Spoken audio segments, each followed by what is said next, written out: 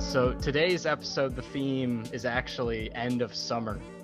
And so we've got our guest today for that, Antonio. And then our next episode is going to be back to school. And the movie we're doing for that could not be more different than the movie we're doing today, which is Inherent Vice. The next film for back to school will be Accepted. So very different tones with that. Yes, definitely. Yeah, and I'm actually I'm a little daunted by this episode right now. I'm just like trying not to try too hard about understanding this movie or explaining why I like this movie, because I'm worried I'll try to sound smart and I'll end up sounding either like more stony or just not smart at all, because I feel like that's what happens in real life when I try to talk about this movie. So I just won't like go in that too deep into the direction, like deep into the layer of Inherent Vice that you can go, pretty much.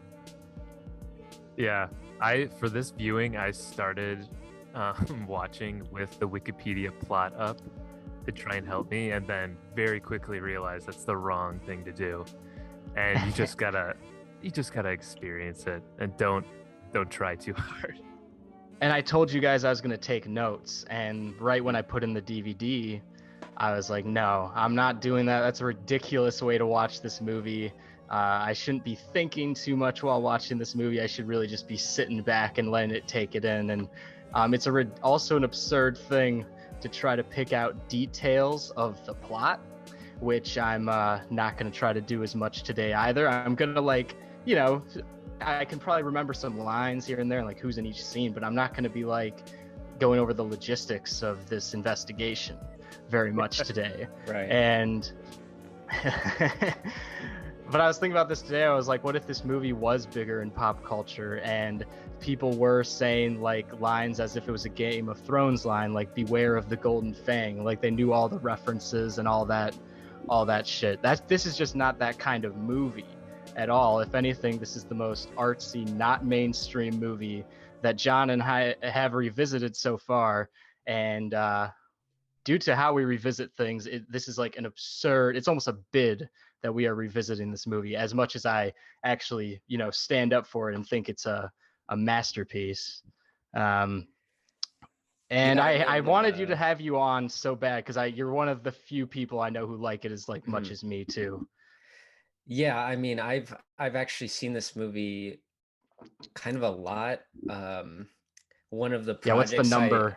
I don't know what the number is exactly. I would say more than like 5 times all the way through, for sure. All right.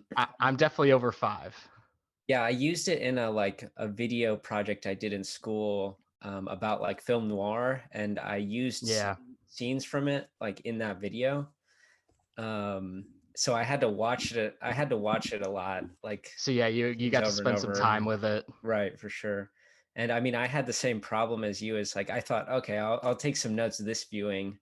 But yeah, quickly I realized it's just impossible. Like and then it's like you said, it's not the way to watch the movie, like from that sort of analysis lens. Then there's so many details and characters that's like meaningless, like we all like noir here, so like this is good for that too, because we all like film noir. Like film noir, say like The Big Sleep or something like that, he meets like max 5 to 6 people. This is like 20 like 20 fucking people more. Like that's why the cast is so giant and so awesome. It's just sprawling. And I'll just forget that someone's in this scene. I'm like, I forget about so many scenes, even though I've seen it 8 times. Something will come up. I'm like, oh yeah, he walks through this weird place and that happens, Yeah, even in something like The Big Sleep, like anytime there is a new character introduced, I start to get so confused by all the names, having to remember who's who. Yeah. And they're always like these goofy old-timey names. And in this, it's even more complex and confusing and hard to keep track of everybody. And this is my second time seeing it, so I think I need at least 7 or 8 viewings to really even slightly comprehend everything. Yeah. Yeah, Antonio, we saw The Big Sleep at the Music Box once, and I believe it was 420, which is a really funny movie to see on 420. Oh yeah, for It's sure. like it's like a really film. It's like a film school move for sure. But I remember it being really fun because it's funny and it is kind of like this where you can't follow everything like plot wise everything that's going on. Yeah, I kind of I wrote down because this time I was thinking about that like film noir aspect this movie has, and I kind of was just looking through other film noir movies that I've seen that like coincide, and I would say the three big ones, and really only two of them are film noir. Is I wrote The Big Sleep, um, The Big Lebowski, and then The Long Goodbye. Robert Altman's Yeah. Long Goodbye. I think this movie owes like a lot to that kind of three movies. So like, if you're someone who likes any one of those movies, I think you maybe should check out like this movie. Yeah, I don't think we watched the Altman one together, right? Did we? I don't think so. It's been a while since I watched that. Yeah, but I have seen The Long Goodbye, and John's seen The Long Goodbye, and I remember thinking of Inherent Vice when I saw The Long Goodbye, Mm-hmm. because I didn't know.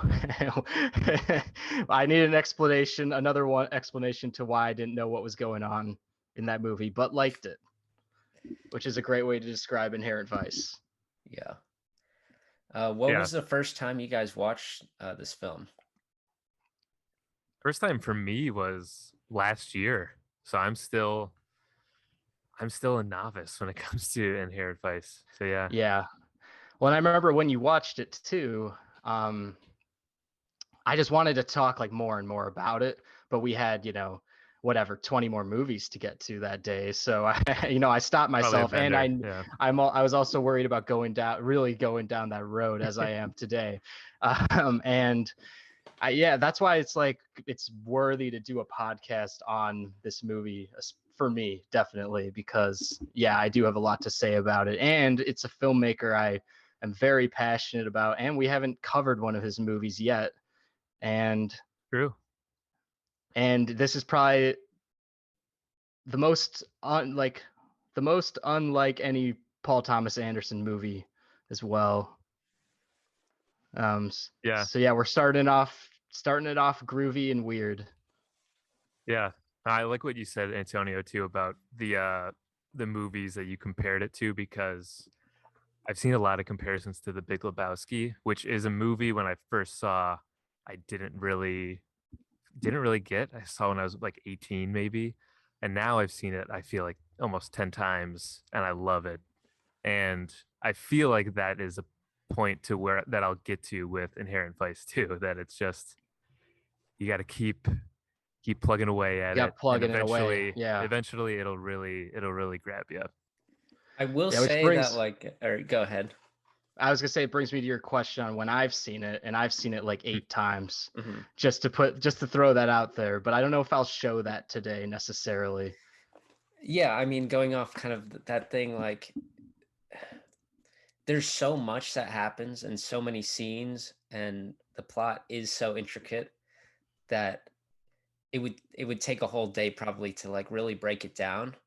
But I think as opposed to The Big Sleep, where there are like huge plot holes, like where I don't think anyone could ever figure out what actually happens in that movie. I think the plot of Inherent Vice actually does make sense after maybe the third or fourth time viewing. Yeah, you can string it together. I have been stringing it together slowly as time has gone on. I actually was really impressed on how much I followed everything this time around too. It's like one of those, like, there's no way you could pitch it, to like say, like, if Paul was going to pitch it to Scott Rudin and all the other people who produced it, it's not like this meets this, like that would not go well in the pitch room, like, at all. It has to be like faith in the team working on it, and the fact that it's like a famous Pynchon novel. And just the fact that this movie has so much budget in it and got as big of a wide release that it is pretty damn awesome, because that shit doesn't happen very often either. It's like like a movie like Under the Silver Lake, which is also very like you get lost and it's very paranoid, but it also pays so much Hitchcock homage. Just the fact that gets made, you're like fuck yeah, like movies like these don't get that made that often, Right. Yeah. All right, well, since we've gone down the road already, let's just get right. Let's try to get into it here. All right. All right. So Robert Elswit opens with a great shot of the beach between those apartments. It's always like dock setting, There's a lot of voiceover there, done by see, already messing it up here. I forget who does the voiceover. Either way, she I does know great that. voiceover. Yeah, that actress, interesting enough, her name's Joanna Newsom, and Yeah. she's not like an Yeah. actress. She's like a musician. She's like plays harp. Gotcha. And her music is like really beautiful, but like it's just so strange every time I see that she's in this movie, because it's like, I don't know, but she has like such a nice energy. Like She does. She's the voice of the whole movie. So the fact that I off the bat didn't know it, I was like, damn. She's also married to Andy Samberg. Funny enough. oh, Really? interesting. What? Yeah. Yeah. But yeah, like you said, she's a pretty famous harpist, I guess, which I don't know many harpists. I don't think I can name one besides her, but yeah. I can now name one harpist. Yes. And also I just found out yesterday that the girl from Haim is going to be in his new movie. Oh, dope. That comes out this year. The one with Bradley Cooper and Benny Safdie and the girl from Haim. Nice. So very, very interesting cast. Speaking of like those opening shots, so the first time I saw it was at the Music Box, and they were having this like 70mm festival, and they were playing it was it on there. 70mm. Yeah. Damn. And I had not seen the movie, and I was like, no one wanted to come with me, so I was like, okay, well, I'm gonna go by myself. Like, yeah, I've done it at the Music Box. And I think it was actually the first movie I've ever seen by myself. That was, I forget what year it was, but the guy said the movie was filmed in 35 and then they blew it up to 70mm. And he was like, I just think this movie's so beautiful. And the first shot I remember, it was like crystal clear. And yeah, I was obviously well prepared for the movie. So I was just like, whoa. Oh man, that's happened to me at the Music Box where, well, not only have I been alone at movies, like I saw Trash Humpers alone. If that's like, is that the most like, if there's a movie to see alone, yeah, I saw Trash Humpers alone. But I remember when I saw The Good, the Bad, and the Ugly, it was my first time at the Music Box, and the screen like rolled out, and it's just like, an open shut wide of the West, and I was like, whoa, it was like the best. Yeah. That it's great for those shots are great at the Music Box. So then we got that voice, we got some voiceover, we got Shasta Faye Hepworth kind of coming in on Doc. It's kind of the story's being told as a flashback, and she basically incites him to investigate one Mickey Wolfman. And that's really, I think, all it is, but that scene goes on for a while. Like this is a very talky movie with talking that goes on for a while, and also it's a great subtitle movie, I would say, for people, because they mumble a lot and they talk very slowly. And Joaquin, I would almost say like, damn, Joaquin's like, why are you mumbling? But like other characters mumble in this too, so it kind of fits the subculture we're following here too. But probably also speaks to why someone is bored during this film, which I've heard about before. Oh yeah, I mean, there's definitely a lot of talking where not a whole lot happens, but these scenes, are really drawn out. But I think that's all just part of it. But anytime that I could find myself like sort of drifting off when there's like too much talking, then immediately like there's something else that just like brings me back in that's like just weird or a little off that just grabs my attention again. Yeah, like Michael Kenneth Williams, his scene. I never follow like I know there's, a lot of tension between the Aryan Brotherhood and The I don't know, I think it's some black black gorilla family. Black Gorilla family. Yep. I know that, but like I mainly just am so into his line delivery and the vibe that the presence he brings to that scene that I don't really care.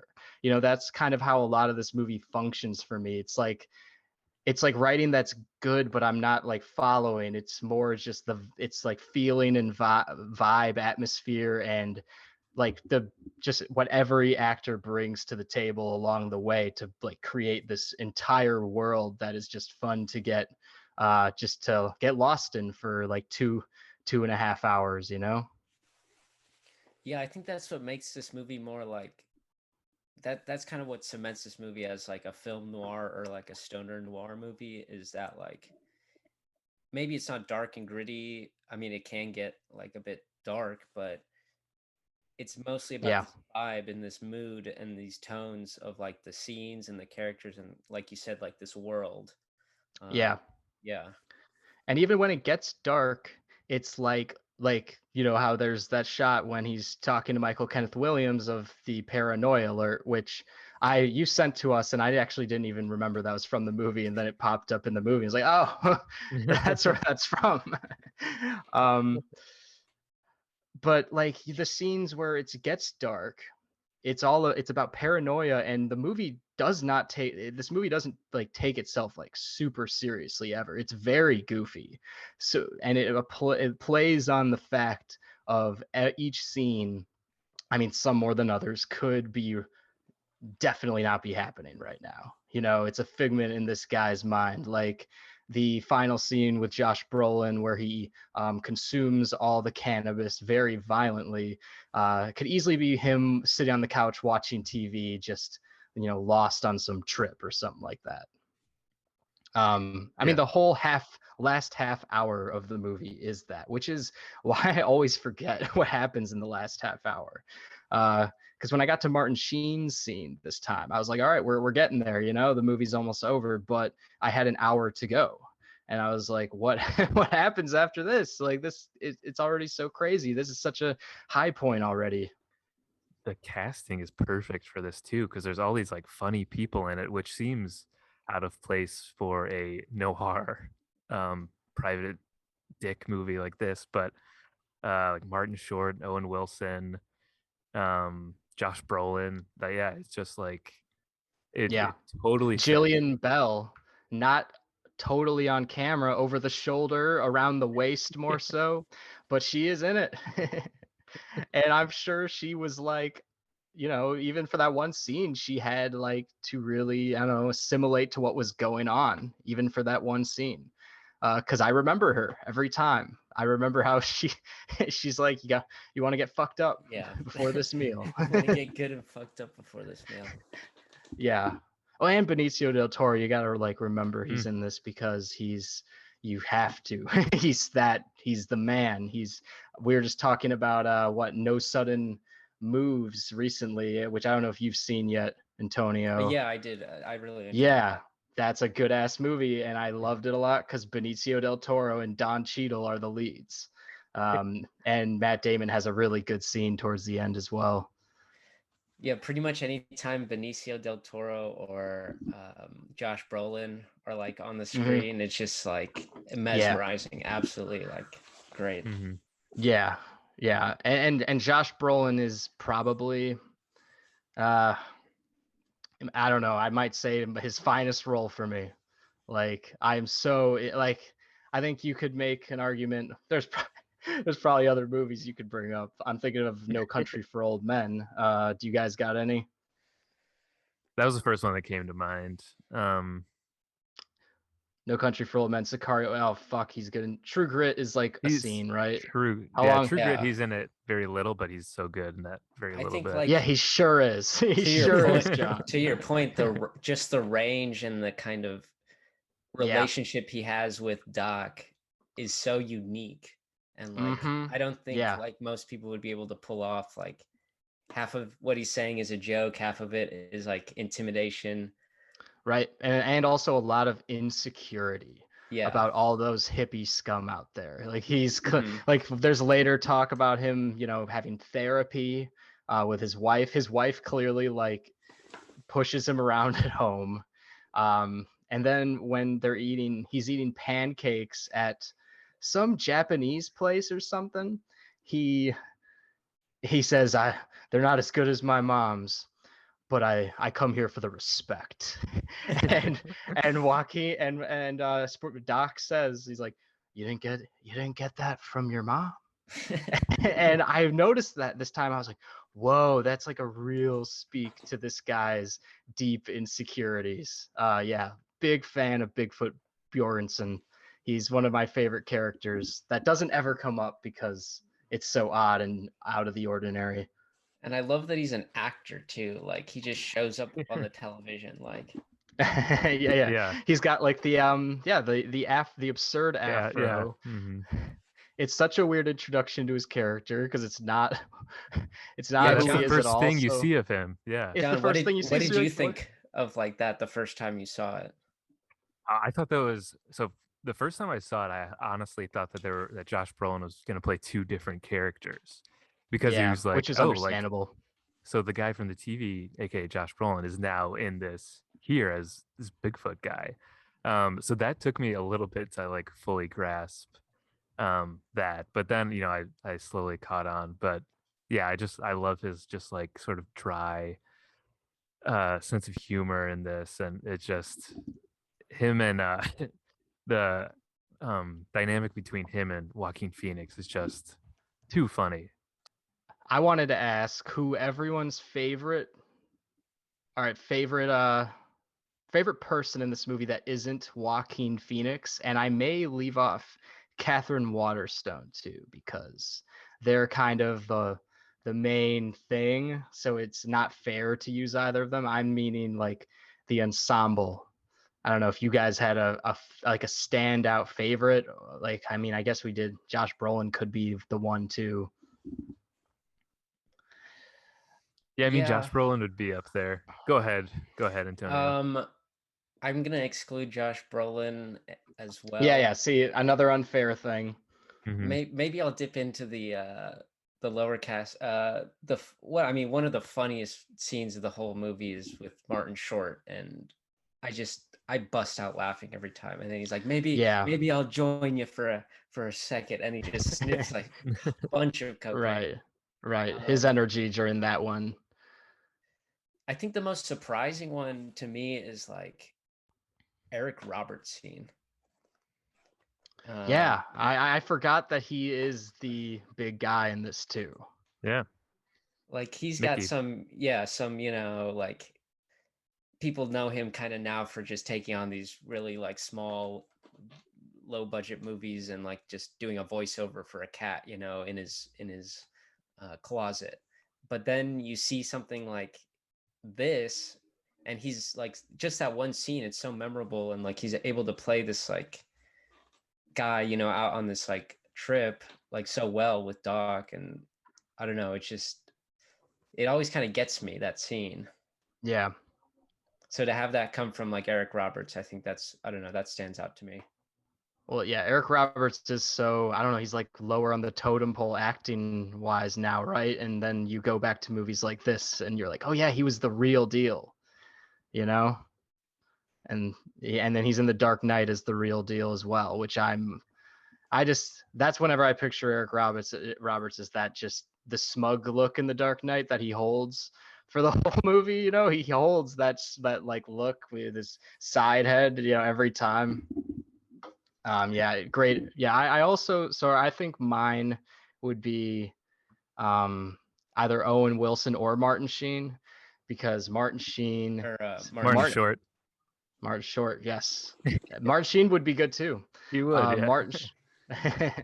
Martin Short's scene had my heart like beating like really fast. It was like the real exhilarating, thrilling point of the movie for me. And then Owen Wilson kind of hits the emotional high point for me when Doc like brings him home. Like it's probably my favorite scene in the film. because during all this paranoia, you're kind of wondering, what is this? What is this all about? You know, this is a meaningless movie. You know, there's a lot of people who who definitely have that take that this is a stupid, meaningless movie. But then there are these like 3 to 4 big scenes. One of them, which is the Owen Wilson scene, where like you're like, okay, this is like about something. You know, this movie has a heart and a core to it. So yeah, just because Owen Wilson brings that out for me, he may lead my supporting cast, but you know, everyone's good. There's also there's like a round table, like with Paul and the cast. I forget who conducts it. It's not like 92nd Street Y or anything, but it's really good. I highly recommend you guys watch it, because the ensemble, because it's such an ensemble, you hear so many different opinions and just stories of how the production went. And Joaquin doesn't talk at all, if you can believe it or not, the whole time. But you don't care, because everyone is like, everyone else is talking, including Paul's wife, who's in the film. And when Joaquin talks, sometimes I don't know how much, you know, lately I'm not sure how into it I am always. He kind of makes me anxious and depressed. Do you think that Joaquin is playing a character like for the public in like real life? I think he actually hates anything but acting that much. I believe, like, I just believe he hates. Yeah. I think he's anxious. Yes, and there is also like those. Yeah, he's just very anxious. He's filled with angst, so much, which is such a, crazy attribute for one of the greatest actors ever. You know, when you saw other actors, they are more like Brando, Daniel Day-Lewis. It's more about, I mean, any big movie star, but also great actor. I'm always thinking like, wow, they just ooze cool. They're relaxed. I feel comfortable when I'm around them. My eyes light up when they walk in the room, you know, all of that shit. So Joaquin does not do that.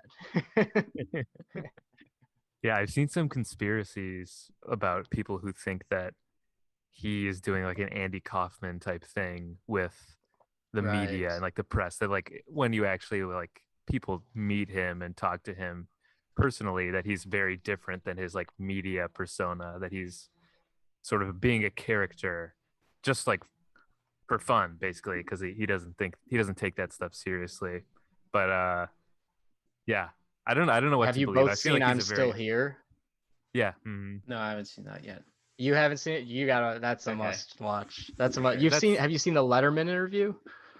Yes. Yeah. From I'm the Still whole Here. Letterman thing was ridiculous. Yeah. The Letterman thing is probably so the high funny. point of the documentary. You know, that's kind of what got me to watch it. But the documentary is still definitely worth watching.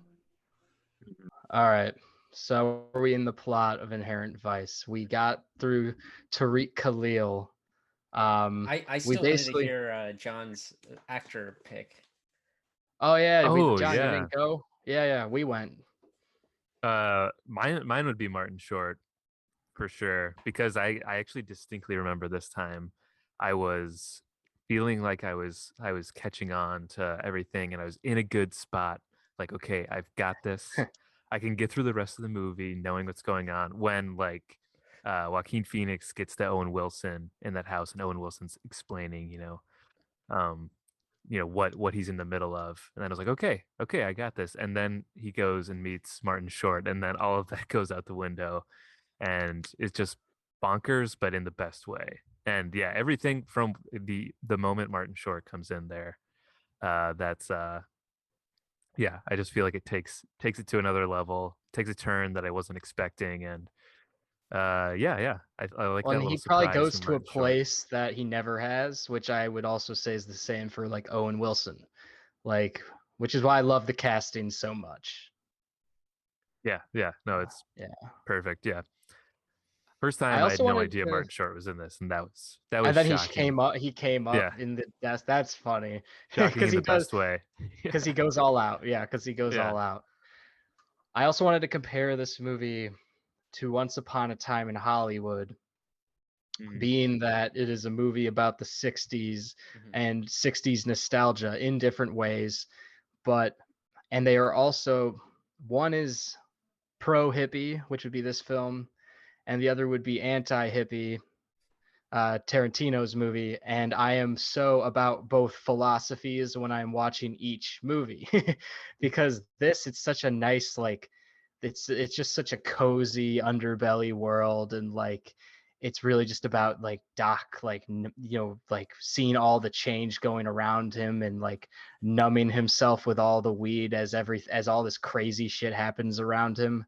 And then I don't know, Once Upon a Time in Hollywood has that like anti-hippie mentality through those two main characters being from the previous era, so like this kind of like one runs like from a decade before, and Inherent Vice kind of runs a decade later as like the transition from the 60s to the 70s. Right. Yeah, I think they're from like, these two different perspectives. And yeah, like one's at the beginning, the other's at the end, I guess is what I'm trying to say. Right.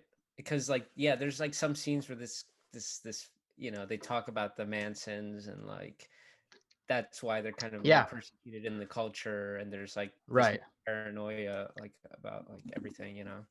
Yeah, in this world, Charles Manson is like the celebrity he was to all these hippies. We're not covering his like, all the girls that hung around him and everything. But I don't know. I guess I just want to bring that up because I love getting immersed into the 60s when it's like these movies. Yeah, I think a good scene that kind of encapsulates that is like that scene, the Ouija board scene, where it's like that flashback to Doc and Shasta, like they're out of weed and they're using the Ouija board to find weed, and then they go to the spot and there's nothing there. And isn't there a Neil Young the Neil song Young song playing? Yeah, and it's raining outside. That's a really good one. Yeah, I love that scene, and then it goes right into that Martin Short scene. Yeah, it's a good point in the movie where it's like, all right, suddenly we have nowhere to go. Yeah, and it's like that end of summer thing you were kind of talking, that theme. Right. Right. Yeah. The reason I see this as an end of summer movie, just because it is about like, it's the movie as said during the voiceover, like 3/4 of the way in, like Inherent Vice kind of is like something you can't avoid, and it's about like, time just, it's really just time doesn't stop. This whole movie's a metaphor for that, and Doc's kind of resisting that through his whole shtick the whole way through. So whenever like I don't want summer to end, because it's not only, I like summer, but it's a point in the year where I'm like, fuck, like more time has gone past, back to the drawing board here. It's just, I don't know. And like, there's so many ways you can look at it with this movie, even like us being in our mid-20s and having dread about growing up. It's like a similar thing. Like it's Inherent Vice, man. Nice. Yeah, I like that. I like how you tied that into End of Summer. That's cool. Yeah. Yeah, I do. It's when I watch it every year too. Actually, this kind of followed with my yearly watch. So yeah, what scenes have we not covered yet that we should? I guess we haven't talked about Reese Witherspoon and her character at all yet. Well, even earlier, there's the Pussy Eaters special place. Yeah, I love that scene. Yeah. And that's actually very early on, so it shows that we've skipped. It's a good way. It's good spontaneous, like when they come up sort of thing type of movie, because chronological order is never going to help us in this. First, I love that shot by Elswit where it's just on the side of the car, and he's, Doc's just driving through all this just kind of weird stuff. Like there's like a motorcycle gang that like, goes by, and then he gets to the massage parlor, and you see like people like in the background, like training in the desert or something like that. And it's just really is like, what is going on? And I also love Johnny Greenwood's his track on this particular scene. It's like it's where he goes a little closer to Radiohead, at least for me, because it is that like spontaneous groove element, and because he's using his his former instrument. He's using a guitar.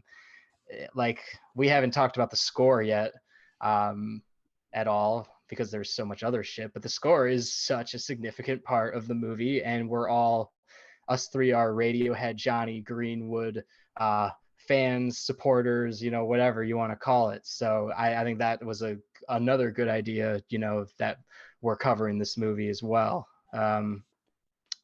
Antonio, you should probably come on one of our score soundtrack episodes in the future, because we go hard with the scores, man. Yeah. Yeah, I We're all mean, about them scores. the score and the soundtrack for this movie, like, maybe we can get into that a little bit later too, but it's one I have on repeat just all the time. Right. It's a good on the move score Mhm. as well. Yeah. So yeah, he goes into the parlor, and I don't have this actress's name at the top of my head either, but I also love her in this movie. Talking about Jade, Yes. the Yeah. character Jade. Yep. Hung Chow. Yeah. Yes, I like her a lot in this movie too. Yeah. And Jade comes out, and I don't even, like, the thing is, like, things like this happen where I don't even remember what Doc came there for, really, and it's pretty early on in the movie, but he kind of just gets sucked into the services of the parlor, and then it's kind of a blackout. We don't know what happens next, and then it's like a cut to Bigfoot's introduction, which is a great, like, it goes from a great close-up of Joaquin on the ground to like a reverse wide on Bigfoot, and like all the police just staring at him on the ground, and he's got the megaphone. And, well, I guess that's the second scene with this character, because as we said earlier, he is on TV on in a TV. commercial for some reason. But this is the first time they talk together, and so, all right, I'm actually remembering part of the plot here, guys. So then we go to Bigfoot's office, and he's like, "So you don't think Shasta and help me out here, guys? The Mickey Puck Wolfman or Mickey Puck? Wolfman, yeah. I think they use another name though for Mickey Wolfman, which is also why it's confusing. Like, maybe he has a different, like I don't know, a name to keep it more low key for him. She's kind of like sleeping around too. So. Oh yeah, that's also probably it. But then he's got that great scene where he's like, "Do you think they were Fucking-ing?" Yeah, he's like doing that, and he even like licks his hand while he does it. It's fucking. Oh, and then Benicio's character comes in with the sailor outfit. I know. I've never, lawyers don't dress like that normally in movies, so I just love it when Benicio comes in dressed like that. Also, just costumes across the board in this movie are fantastic. Sure. Yeah. And Benicio's got that line where it's like, "Clients pay me for work, Doc. Clients pay me for work, Doc." Like, it's just so playful and silly. He's like, maybe we'll move the case to Orange County. Not a lot of hippies out there. And it's just decide who you want. Yeah. All right, where do we go from there in this thing? What's her name? Jenna Malone's character, Hope. Oh, okay. Yeah. Who hires him for the separate case of Owen Wilson's her right. character. And she's like an Coy, introduction to the heroin addicts, and she's like, "How do you like my chompers?" And she says that's like the best part of like heroin recovery, essentially. And I like her a lot in that scene too. Like, fuck. Like, just that one scene I always remember. I'm like, she's so great. But yeah, that's how we get on. That's a side plot with Owen Wilson after that.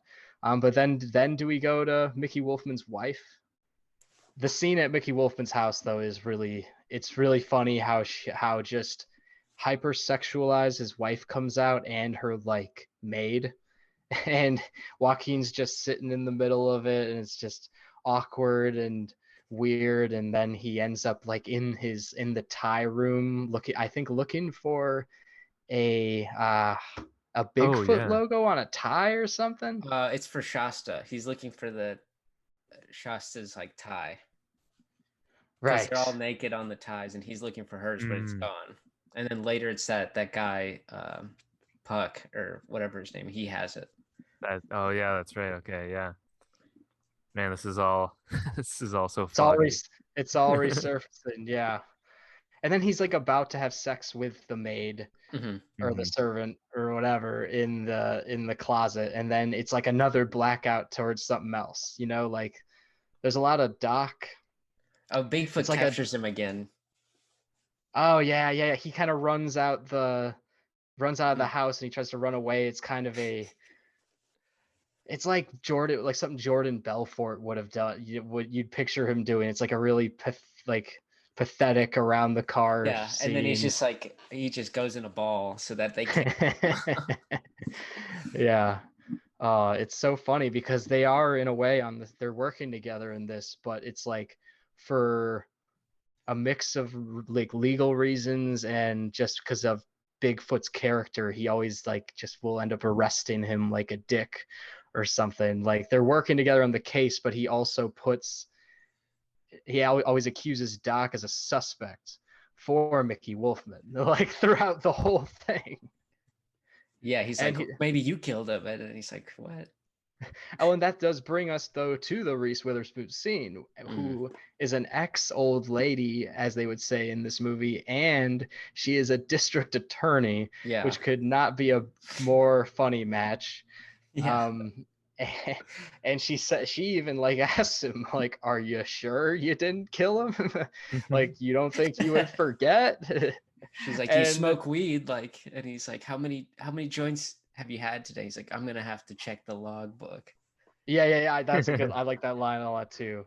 And there's like no genuine pushback from him in that scene to say that where the audience needs to believe Doc that he didn't kill him. You know what I mean? Like because it doesn't matter. Like for all we could have known, he did. I'm not saying I actually believe that, but that just goes along with everything else we've talked about here. Well, I think we are to like the part with the golden fang, right? So like the Yeah. Yeah. introduction, Mhm. that scene with Owen Wilson's great in the fog.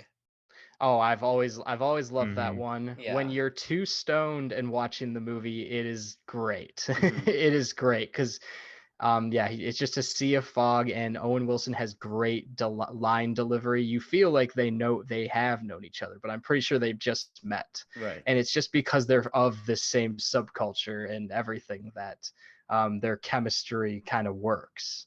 Yeah, so he just enlists him to check on his one of his old ladies and a baby girl of his because he's been kind of uh, excommunicated due to I like criminal/political reasons.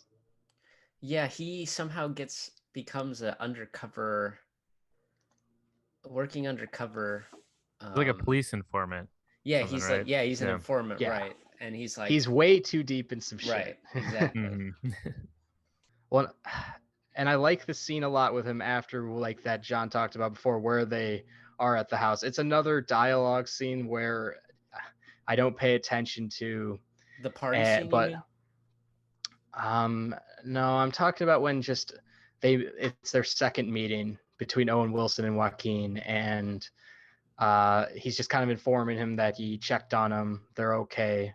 Oh, right. Like, and um, I don't know, I don't even remember what they talk about after that, but it's just such a well acted scene, and it's one of the chillest acting performances by like Owen Wilson's like whispering the whole time, and he's just saying Yeah. things. He's like, things going on right now are fucking crazy, and John that's all I really remember that he says. And then Johnny Greenwood's score is like really like quiet and trippy in the background, and you're like, what is going on?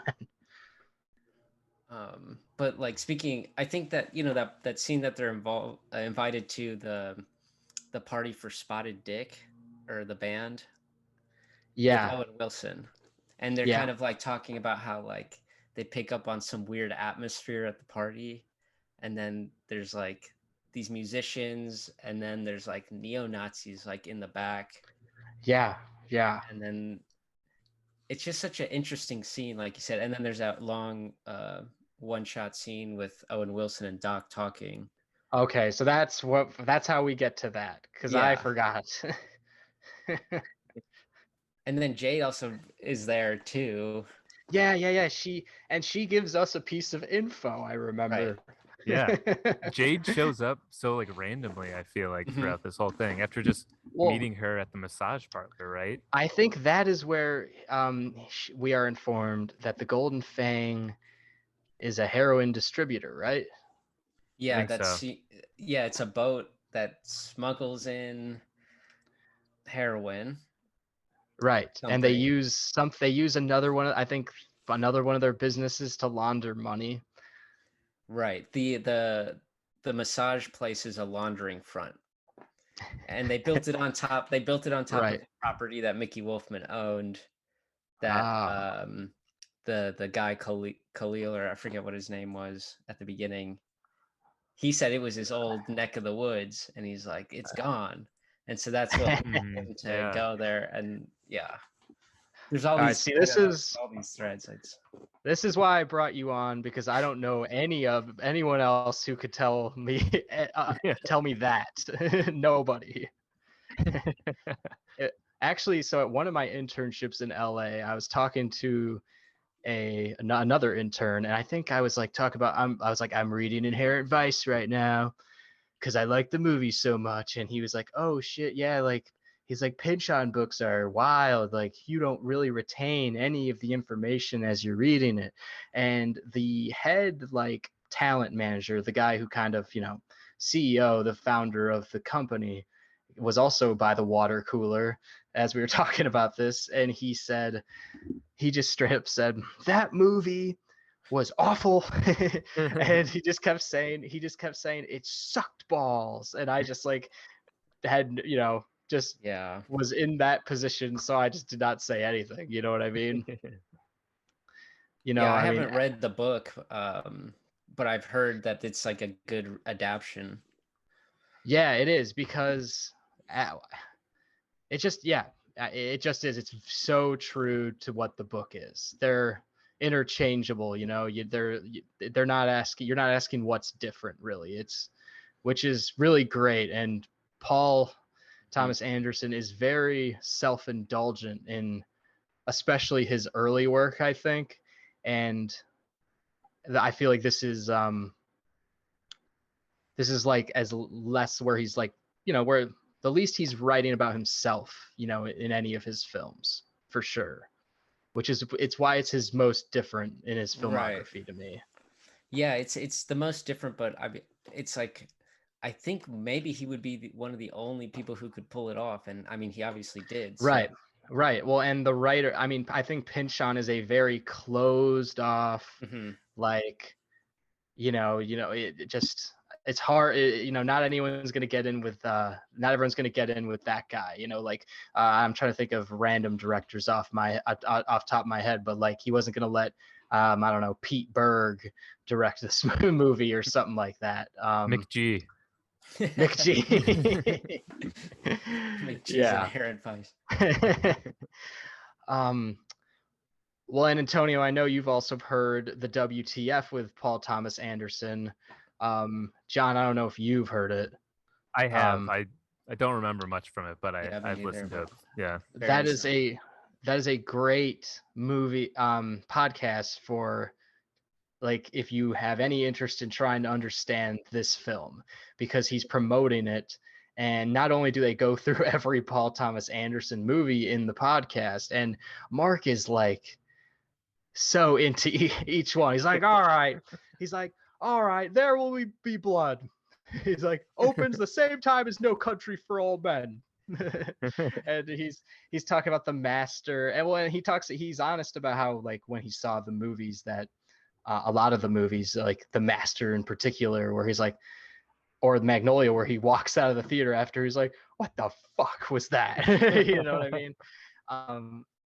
But Inherent Vice is actually one where for that episode Mark watched, and he clearly like it just spoke to him because he knew so much about it. And when I was listening to it before, at the time, I didn't know anything about it. Like I'd watched it, but I didn't understand it. And I was like, why does Mark gravitate towards this film so much? He just like, I don't know, I guess, I don't know, it's probably being older and having familiarity with the time period, you know? Yeah. But with us, that. it's more like doing research on the 60s, you know what I mean?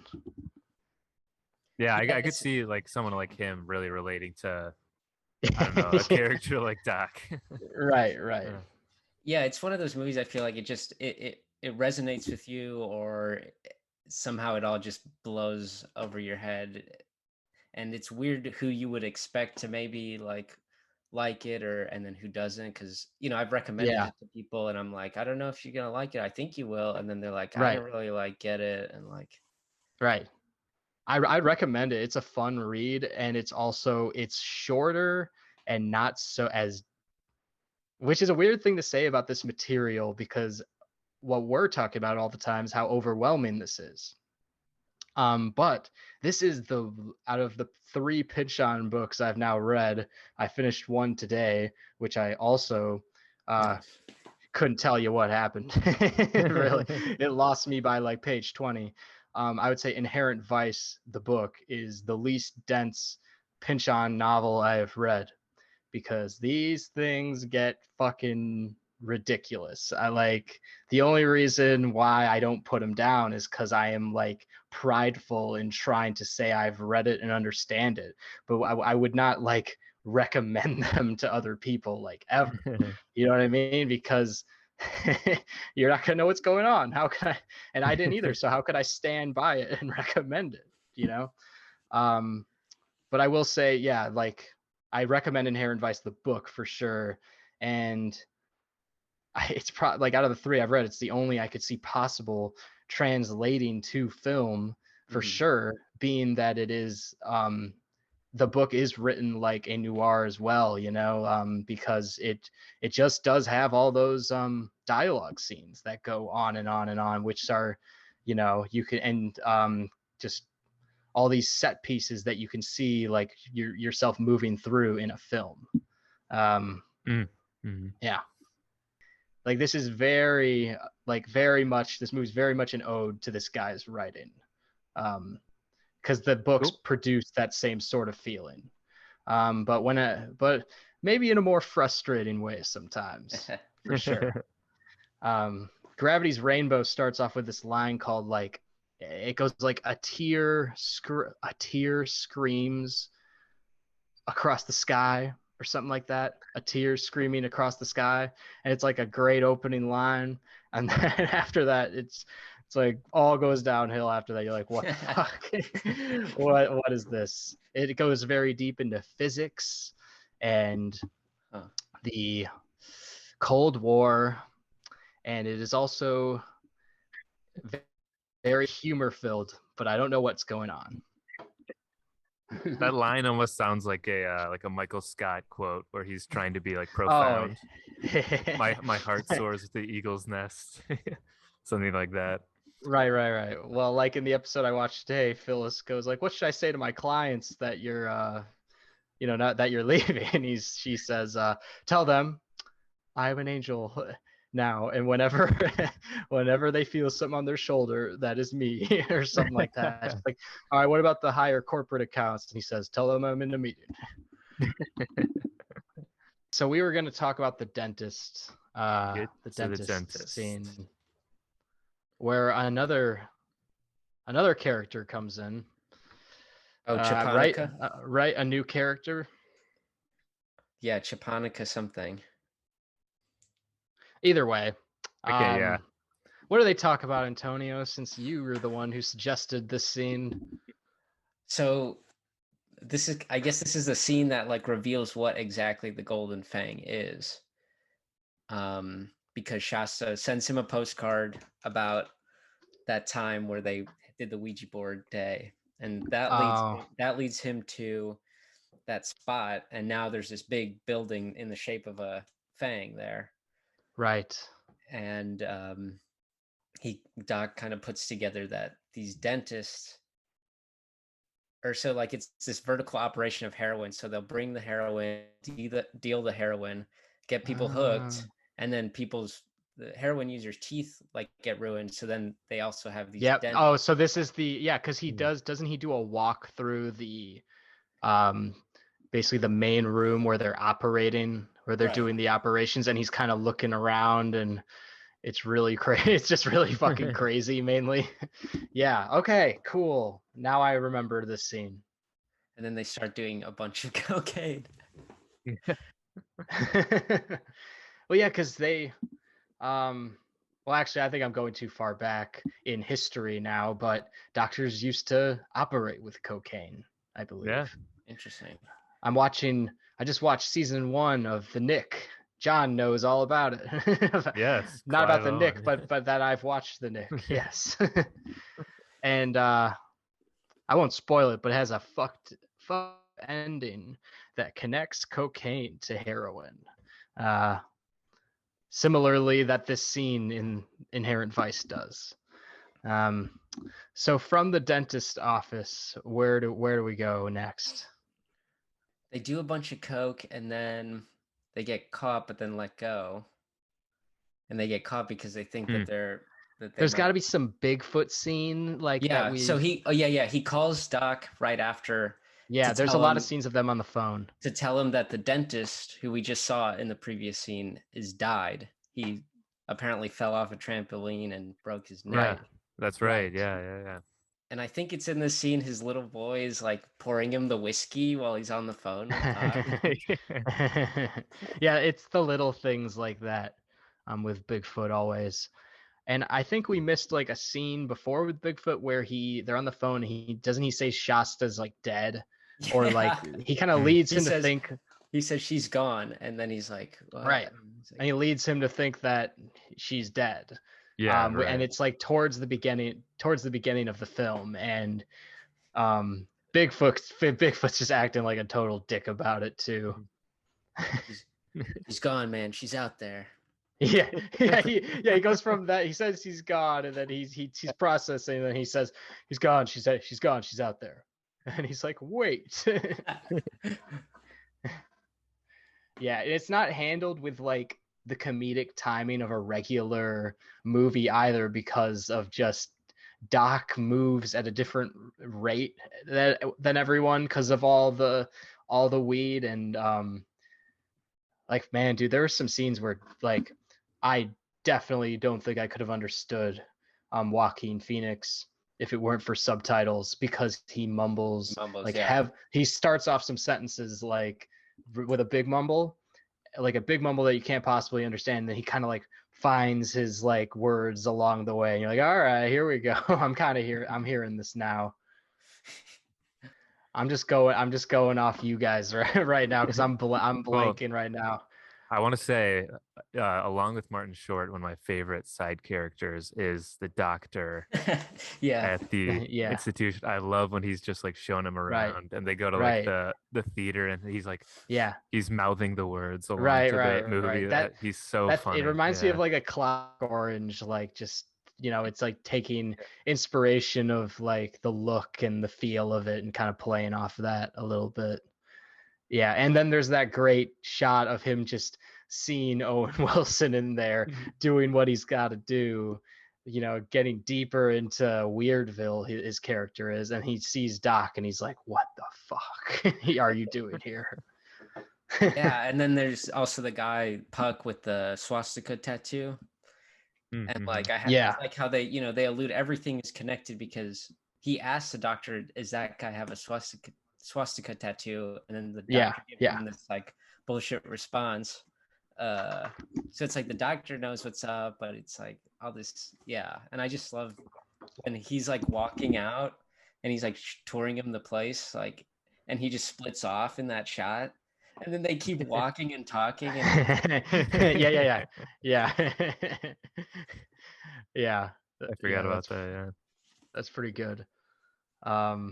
Yeah, we're getting we're getting so deep into the like the odd, but the oddest of the odd with the film, and the hyper paranoia that the movie foreshadows throughout, um you know I need to bring up something from the very beginning of this movie that goes along with the score. It is just really the opening title shot. Yeah. I Oh gotta yeah, talk about that. I can't not talk about that, because good call.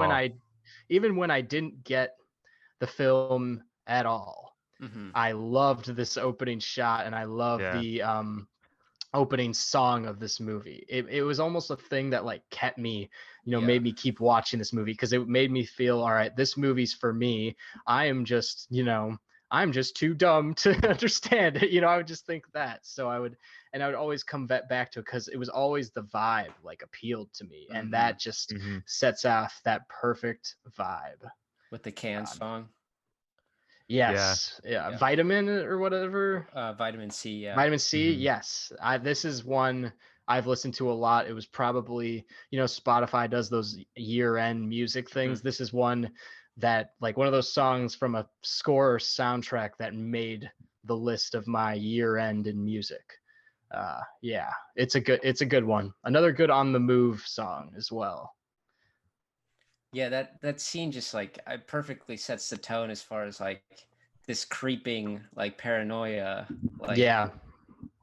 Yep, and as his love like drives mm-hmm. away and sets him out, kind of sends him out on his whole journey of kind of finding her again, Mm-hmm. rediscovering her, which I think we might be getting with however we're doing this, we might be getting there soon, right? Like, isn't that scene coming up where she comes back Mm-hmm. to his apartment, and that's another scene where you're not sure whether it's real or not at all. But I think that scene follows another important scene, maybe, that I don't want to skip over. If anyone can backtrack that. If you can't, we can just I, go to that scene. I think that is the scene that comes next. that works for Yeah, me. for Oh, totally. I sure. remember it now. Yeah. That's such a Man, good scene. you could like gamble on this, like trying to, because it's borderline like luck, Yeah, like just really. trying to remember this movie. I think that's probably like one of the most important scenes of the movie, and I love how it's all in one like take. It's all in one Yeah, shot. it's all in one shot, and she has a very, like I was saying, that this movie pays homage, like really takes from Pynchon's writing. She has a very long monologue that is, it really goes on for a while, and it Mm-hmm. covers a lot of ground, and I always lose it during it. Like, I just can't keep up with the whole thing. Um, and it just speaks to how great Catherine Waterstone is in this film, just throughout. Just not only her screen presence, just not that only that monologue, but her screen presence in this scene is really great. Like, she's got that necklace on, and she's like she's sitting on the edge of the couch rubbing her foot on him, and just her line delivery is so great. And she kind of matches Doc's tone. She talks a little like Doc. It's just very slow, and poetic, the way she gives this monologue out. Um, and I think it speaks to just the theme of the movie. I Definitely, can't get definitely. more. I don't think I'd get more specific with what she says than that. Yeah. Right. Yeah, this was another one where I was definitely trailing off a bit with her monologue, and then all of a sudden they start having sex. It's like, oh shit, like that, like just like that drastic Yeah. change. And it's like Uh this mix of emotions because it's like so dark at what like she's saying and like yeah. revealing, and he's Yeah, even like, why are you telling me this? But you can tell it's turning him on, and then hmm right. He can't take and it anymore. yeah. And I like the line. It's like, does this mean we're back together? It's like, Right. no, or something. Right, and they do consistently say that, and the movie is about change, and in their own way, them not being together again is like it's about them trying to change in a way, but it's almost like that their relationship is, they will always like have something, and it's like the only thing that's constant in all of this, which is why it's like, it's everything in this movie. And another thing you could argue with people who think this is a meaningless bunch of bullshit, like, no, it's not. It's not. Look at like these. Look at this. Look at these two.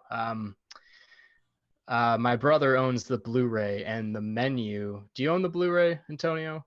Yeah, I do, but I haven't watched it on the Blu-ray that I own. Oh, well, then just check out the menu Okay. of the Blu-ray. It's just these two sitting on the beach for like 5 minutes. The photography's great. And then Johnny Greenwood's Amethyst, which is maybe my favorite track in this movie, is playing just during it. It's like it's like a good awesome.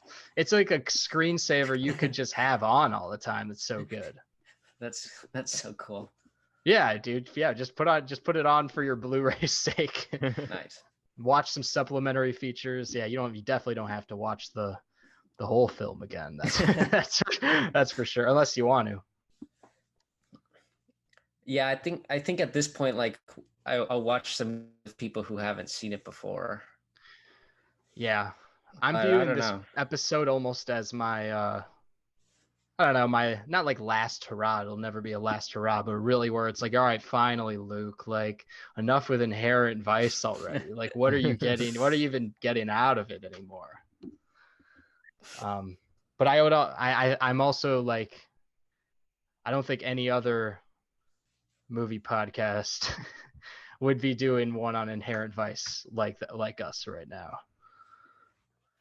I mean, Yeah, even looking at YouTube, there's very few people talking about this movie like at all. Yeah, it's not like there's a Inherent Vice honest trailer or something, or any of those things.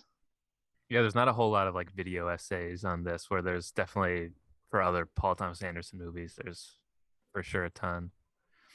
But actually, going back to that the Johnny Greenwood score, I don't know if you guys thought this too, but I felt like I tied in a lot of I don't know, it's sort of called back to like a lot of noir soundtracks from back in the day with like the vibraphones and everything, especially on a couple of the towards the end of the movie, a couple of the last songs. It's just like that moody like vibraphone that's so like atmospheric and everything. It sounds just so cool. And Yeah, and all the percussion, the different percussion. yeah, right. yeah. So I thought, yeah, and you mentioned that like song that was almost like a Radiohead song too earlier. Like, there's a couple. I feel like like there's a that. good, yeah, there's like a good mix between the soundtrack and the score throughout it. That's very like Johnny Greenwood and also very like classic noir that I really like about it. Yeah. Right. Yeah, I mean, some of his other scores that I think it would be, if you know him only as the Radiohead guy alone, there's no way you could guess it was him who did it.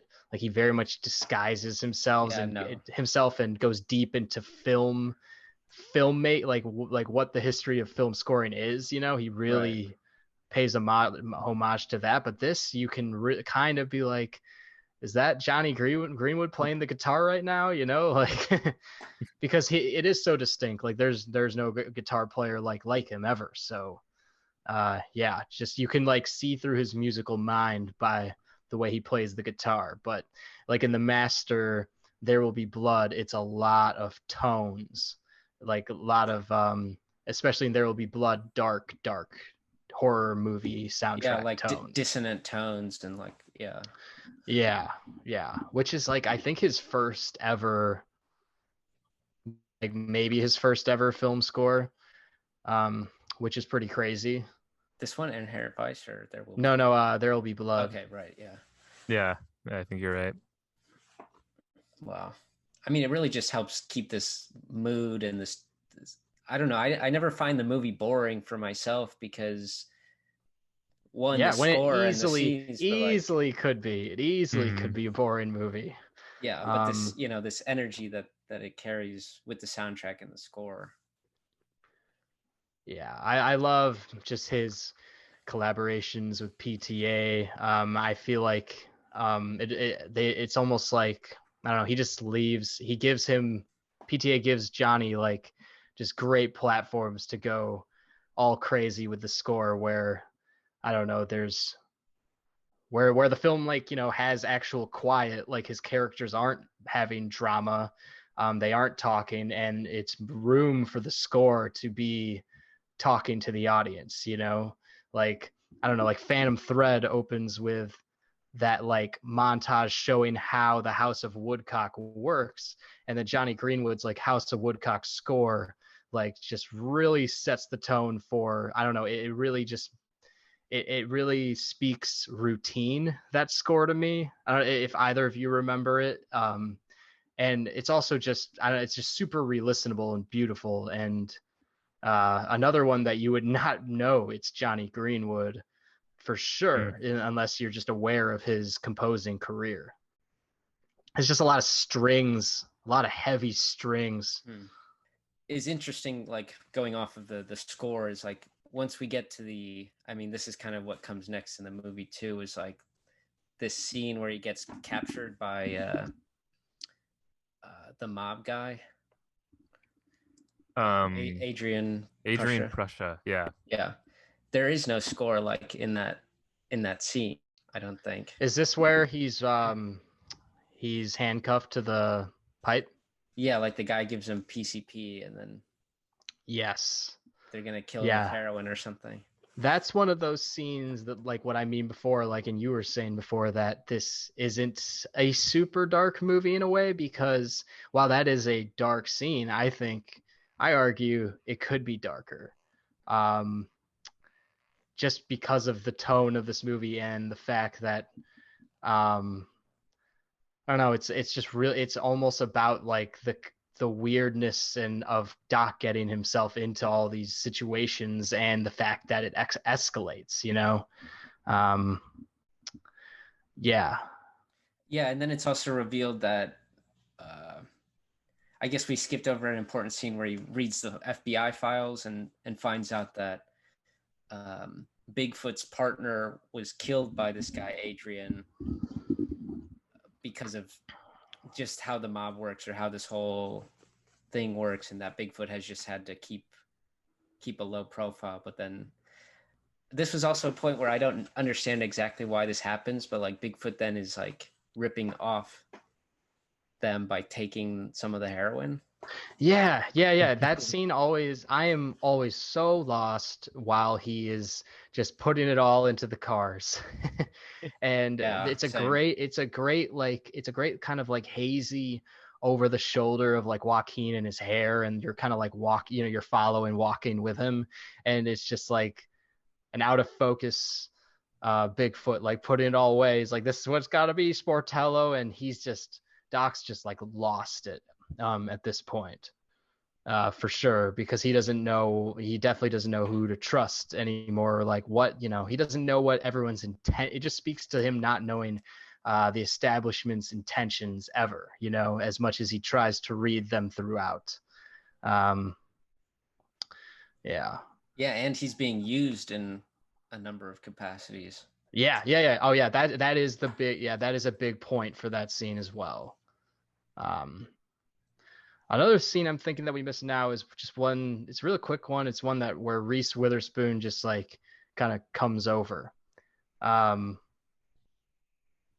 you remember that scene? Yeah. Is that like way back? She reveals towards the beginning. But she reveals something important in that scene too. I don't remember. Probably something that led us to here. She probably reveals there.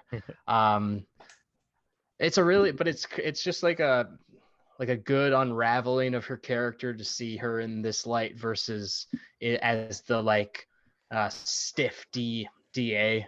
I think like later he goes back to her office to try to get going again, but she's kind of sunk back into that position, and she kind of says to she kind of says to the guy in her office, he's like, you know, this guy, you know, like this Yeah. fucking hippie walking in here. She's like, this is who I was telling you about, you know.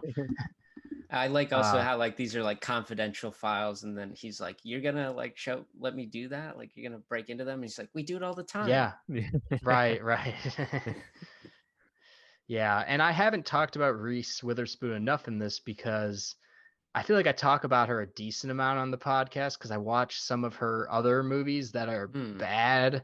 Like she's in a lot of she's a great actress, and she's in a lot of bad films, and which is too bad. But she's also in like this and Big Little Lies.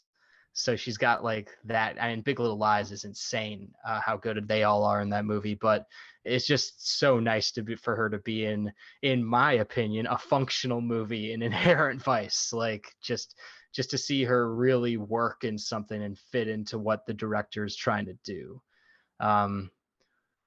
And also, yeah, like another like random casting. You're like, Reese Witherspoon's an Inherent Vice. Yeah. It's so cool that he probably was just like, I have to fill up all these characters. I'm just gonna get and he's like, and I can, and he's like, I can do it. Yeah. Yeah, and then even his wife Maya Rudolph has a small role too. She plays like Petunia, I believe her name is, and she's literally his secretary. Yeah. And his office is we don't talk about his office, but it's just like hilarious how weird and shady it's like his it's like an OBGYN office or something. Yeah, it is. Yeah. Yeah. It's very fitting for some reason, you know. Right. And I think during the first scene he does tell like Shasta like it's like it's so weird to try to talk like him, but he's like, I got an office now, like legit business, you know, like, and you're just kind of wondering what it was like before that, you know. But even so, he just goes to his office. It's like a pure formality thing. Like we hardly go to the office. Like his job is very much on the move. And he just as it happens. He's just doing like drugs in the office all the time, like smoking the gas. Yeah. He's got the gas mask. He just like goes in there, walks back out. I also like that scene where this is also at the beginning of the movie, but where he's like reading the newspaper at the coffee shop, and he's like, Mickey Wolfman's one of the biggest real estate developers. He's like learning about everything that's going on, and just his line delivery is so hilarious during that. It's probably the most he like actually enunciates and projects the whole film. Yeah. Like he doesn't yell in this movie. No. Yeah. Like when there are moments where he probably should. It's funny to see that side of him, especially at the end too, when he kills who, like Adrian and Puck. It's like shocking, at least for someone who has only seen it twice, that like he's capable of doing something. Right. Like yeah. And then he doesn't dwell on it. Like it's never. Yeah. I think it's interesting, like the points you guys are bringing up about Doc as a character, because it's like, I mean, in some capacity, he has to be like thriving off of like these situations, and I think they kind of play that like part of his character. But like, you know, I mean, that's why he does this job, is because I think he likes getting lost and like getting into these situations. Right. Yeah, and there is something about, after all the noirs that I've watched, that we've all watched, to see someone, you know, like this as a detective, there's something so fitting in it to me, even more so than like Humphrey Bogart in a suit. Like, I don't know, there's something so real about this world, you know, that I can believe that there were like freelance like investigators that are deep into this like hippie subculture, you know, for me. Mm-hmm. Yeah, it also reminded me a little bit of I can't remember the name now. There's that newer movie with Russell Crowe and Ryan Gosling. The Nice Guys. The Nice Guys. Yeah, it Yeah. reminded me a little bit Yeah. of that too. Yeah. Which Yeah. is a very funny movie too. With these private Yeah, investigators from this time. underrated movie, Yeah. I think. Yeah, I believe that was on John's best of the decade list. Oh, right, I think yeah. so. Right. I think so. Yeah. Might have been number Oh, that 10 was a on good there. episode. I like those episodes. Yeah, nice. Yeah, we went pretty hard. I remember. Best of the decade is like a never-ending conversation. Like I'd like to hear everyone's best of the decade, you know? I mean, I would honestly put like something like this on there, but then it's competing with other PTA movies, and it's like, well, I think I probably was thinking of putting this on there because I was like, I want this to be as me of a list, you know, I wanted it to be my personal like favorite, but I think I'd put The Master because I had to honestly ask myself, like, which one do I want on there? Which one is probably gonna, I don't know, influence more or be seen more like years down the road? And it's definitely The Master more than this. Like, yeah. The only ones keeping this movie alive are us right now. Well, there's still the Owen Wilson scene where which I talked about before, but all I'll say about it is that that's when the Amethyst score plays that I fucking love and I listen to as much as anything in this movie. It's like it's the perfect movie for just sitting on the beach and like letting the wind blow through your hair, you know?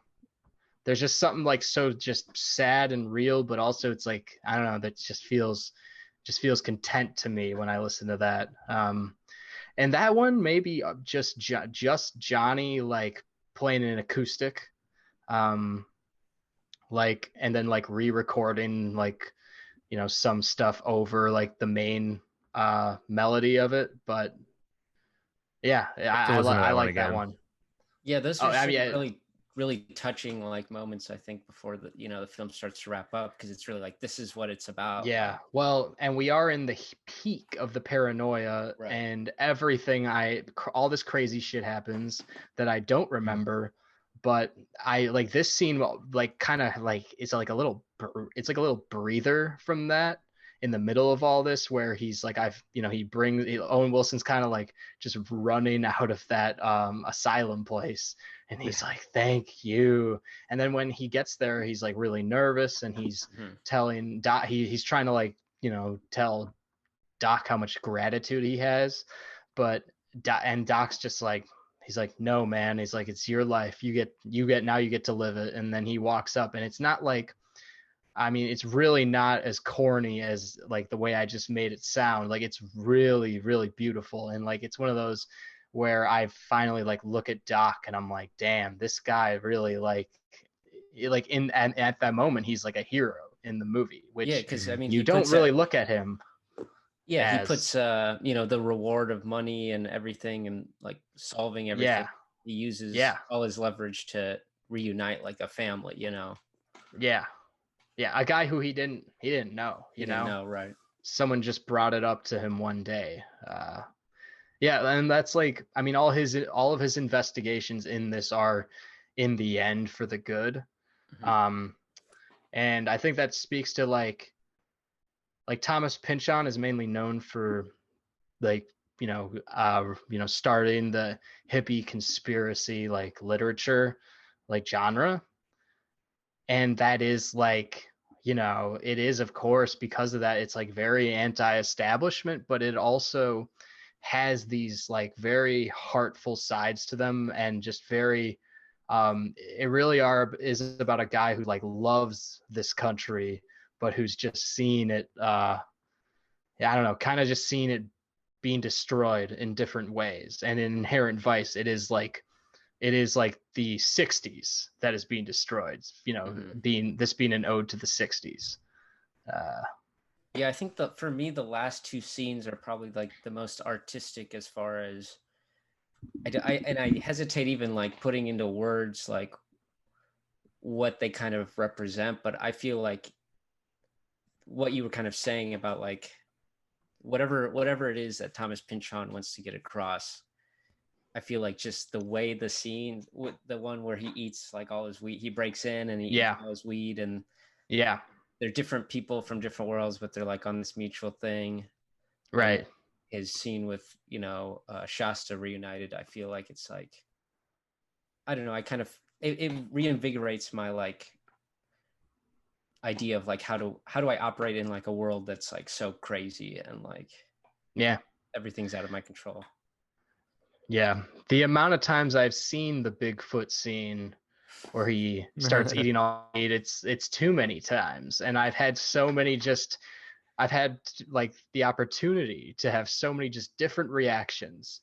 Like, of course, the first like 3 to 4 times I was losing my mind and going like, what the fuck? Like, like it's just so crazy.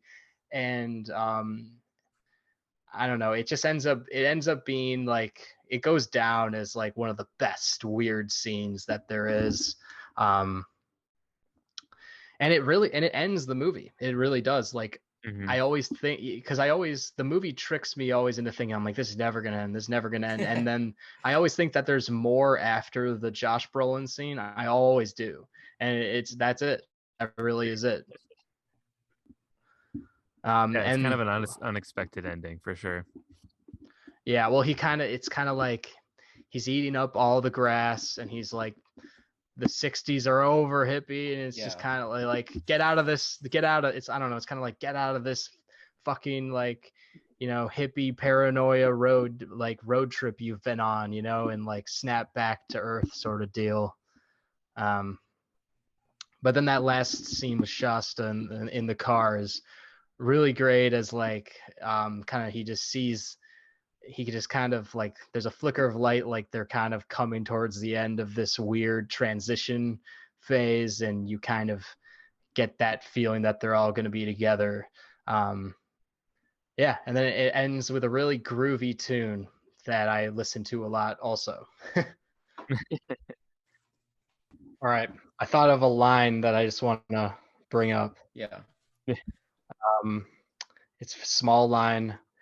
It's got like, I think like Bigfoot and Doc are in a locker room or something like that at the police station, and Bigfoot has another banana, and the police, and he's like one of the chocolate ones, and he's like eating it, and he's like by the garbage, like unpeeling it or something, and another cop walks by, is like, hey, nice banana or something like that, and then Bigfoot goes, oh yeah, why don't you like put your pants down and turn around and I'll give it to you. And he goes, fuck you and fuck your banana. And he's just like, it's just like this quick like exchange as he walks past Bigfoot and Doc. And Doc's just like watching it happen. It's probably one of my favorite lines in the movie. And then goes to Doc, he's like, you smell like a patchouli fart. And I just die laughing. Like, wait, is he eating one of those bananas when Doc and Bigfoot are in the car, and Doc is just staring at him? I couldn't tell if it was a popsicle or what, and it's just a close up on just Josh Brolin just licking the shit out of this popsicle, and Joaquin Phoenix just staring at him. And I didn't take a lot of notes, but one note I put was Josh Brolin popsicle, just because I wanted to remember that. Like constantly. And it's also just like it's a shot perfectly for laughs, but it's like a great like just shot through the window, like past Josh Brolin and the popsicle, and like Joaquin Phoenix is like, what the fuck face. Yeah, I really love that short little scene. But yeah, well, thanks for joining us, Antonio, because you were super helpful to tie some things together that, even though I watched it last night, I still am very much lost. I mean, I felt like this days ago, and I was like, how am I even gonna think of like what happens? Well, I watched it right before this, and which means I like the ending of the movie and like the third act, and was very fresh in my mind, but like, as you saw, I couldn't think of anything like from the end of it. I really couldn't.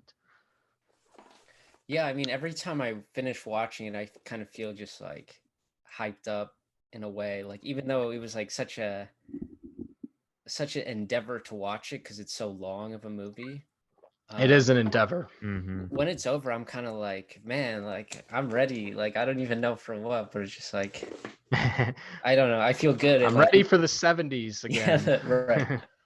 Like most PTA movies kind of are heavy, so when I get out, it's like more of a relief, I guess. But this one is, I don't know, such a good time. So yeah, pleasure talking about it. Does anyone have any summer? Just bring up some summer memories here, since this is end of summer and Inherent Vice is about nostalgia and end of summer. Anything? I don't know. What did everyone do? Like what was their like favorite thing from this past summer? Or yeah, Can I tell you about my least favorite thing?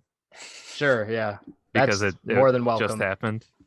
So I just got back on Monday, but from Thursday to Monday I was in San Diego for a combined bachelor and bachelorette party. I was traveling a lot, and now I finally have like a few weeks where I'm home. I don't have any plans or anything. And I get home on Monday afternoon, and Monday night I let my dog out to go to the bathroom, and there's a skunk in our yard, and she kills the skunk. Oh, yeah. And I think I saw something from your wife posted about probably this. posted something. I was wondering whether it was real or not. It was real. Yeah, there was a. I opened the door to let her out, and before I could really stop her, I was just like screaming at the top of my lungs, which is not the right thing to do because that just amped her up. And yeah, she killed the skunk. It reeked in our place and outside for quite some time, and that was just after getting back. And yeah, so this was like my cap off of summer, but and now there's still like every now and then the wind will blow and I'll get like a little bit of a whiff of skunk, but but yeah, it's over with. Madison, our dog, has to quarantine for at least a week while they test the skunk for rabies.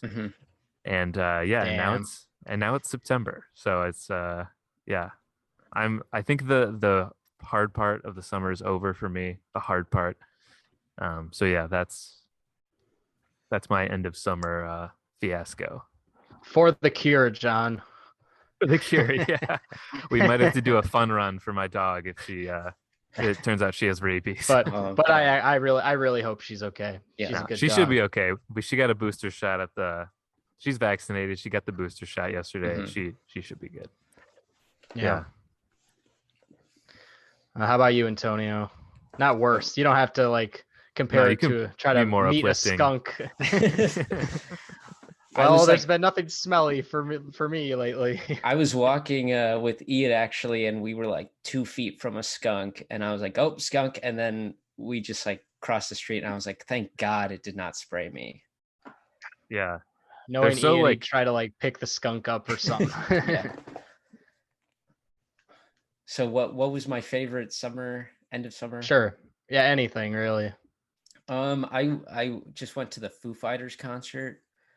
Yeah. And it was like my first like stadium show back, and it was so awesome. Like, and then in the last song for Everlong, they brought out like this girl who's like 9 or 10 maybe, and she had like gone viral for playing the drums, I guess on Everlong. Oh, nice. And they brought her on to like play the last song, and like everyone was just like cheering her on, like Mandy. And then she's like on stage with her eyes open, and I was like, this is so cool. Like, this is awesome. And you just went to a show, John, right? Yeah. I guess Weezer? Finished it off going to Weezer, follow up playing Green Day. Oh, hell yeah. Oh, wow. That is so... yeah, this is like, it's like peak 2006, right? 2005 yes, lineup. But yeah, it was really, really good. I haven't listened to those bands too much in the past few years, but I was a huge Weezer fan back in the day. So it was great seeing them. And we were like super close too. So that was cool. So that was a good part. Yeah. I actually haven't been to a concert since COVID began. So, yeah, it's crazy. So I'm going to Pitchfork with Antonio next week for a day. So that's going to be wild, for me. Yeah, that's going to be wild. Who you guys hoping to see? Flying Lotus, Yeah, Very nice. Danny Brown, and Thundercat, and Who who else? else? I think Yves Tumor maybe is that day, or maybe not. I don't know. There's like a headliner that day that is good. I forget, like old school funk soul type, maybe. Did you have a favorite end of summer thing so far?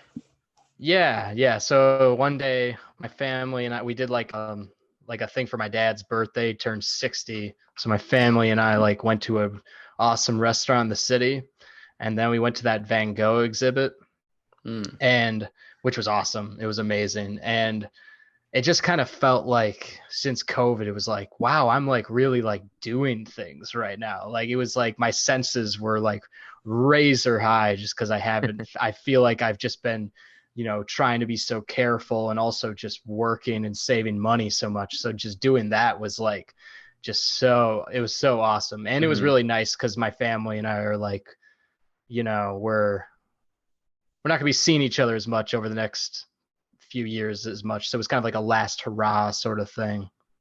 Yeah, for sure. That's nice. Have you been to the Frida Kahlo thing at COD, Luke? It's at COD? Yeah.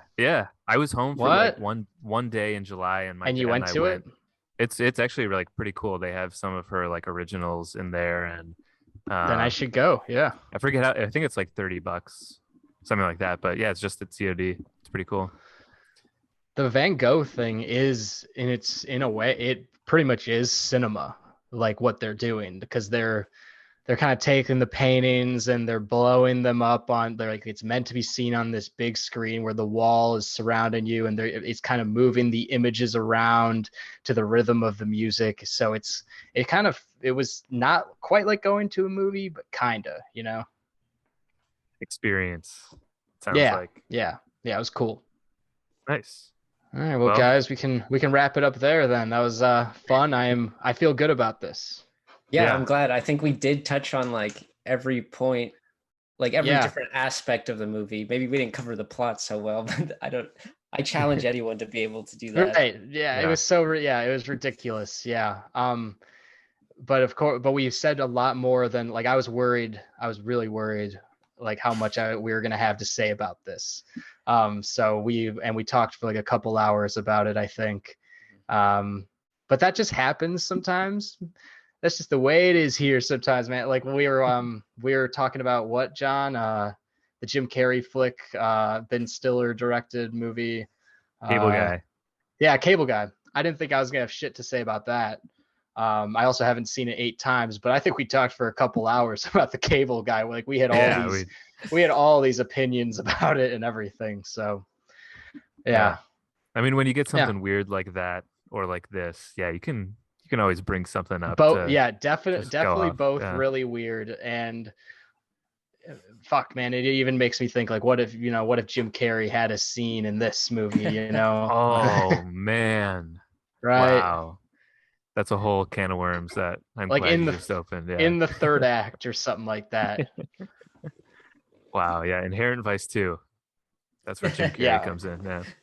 Give Steve Martin like a scene with Martin Short in it. Yeah. Oh, good call. Yeah. Which, by the way, Steve Martin and Martin Short have a show that I want to watch on Hulu. Yeah. And then you throw Selena Gomez in the scene too, and that she's doing coke off of Steve Martin, and it's this whole sketch thing from their new show. There, we'll pitch this. All right, that's a good way to end it there.